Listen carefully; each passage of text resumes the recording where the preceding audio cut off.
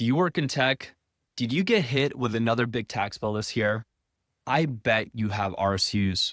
Now, that doesn't mean you're getting taxed unfairly. It's just that there's a very good chance you're not quite sure exactly how that impacts your tax bill.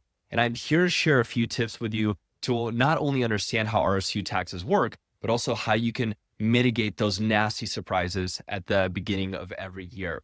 My name is Alex. I'm the founder of a wealth management firm here in the Bay Area. I want to share some of these tips with you directly.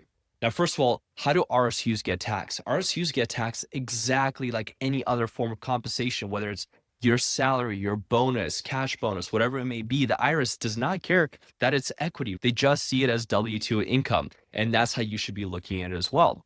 The difference here is that when you get paid out in RSUs, the IRS has a very special rate for it called a supplemental withholding rate. Anything you make under $1 million in RSUs and bonuses, that gets taxed at 22%. And for most of you, that's just not going to be enough. Your top marginal tax bracket is likely higher. For those of you making $1 million or more in RSUs, first of all, congratulations.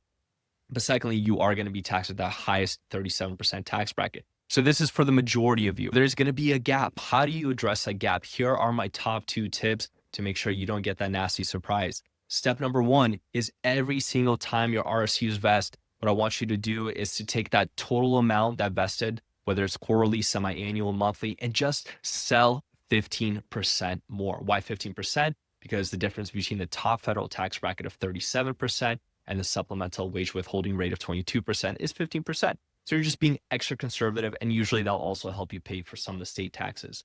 Some companies have now allowed to set tax withholding on your RSU vest. I've seen it at companies like Intuit and at Google. What it essentially allows you to do is get really specific as to how much you want withheld every single time something vests. There's a lot of benefits to that specifically because a lot of times you won't be allowed to sell your RSUs right when they vest because you're in a blackout period. It's a giant headache. If you can automatically set that withholding, you're going to be golden. For example, someone making $300,000 in California, their top marginal tax bracket for federals can be 35%. For state, it's about 10%. So set that withholding to 45% and you should be golden. Using those 2 tips, you should be able to avoid some of those nasty tax surprises at the end of the year. Set it aside, put it in a high yield investor savings account. If anything, it'll probably be even more than you actually need. But more importantly, you're just not going to be surprised. You're not going to be scrambling to sell more. And that is what we're looking for, avoiding surprises. If you want to learn more about equity compensation, how to maximize it, minimize your taxes, optimize your wealth, follow me and share this with your tech bestie.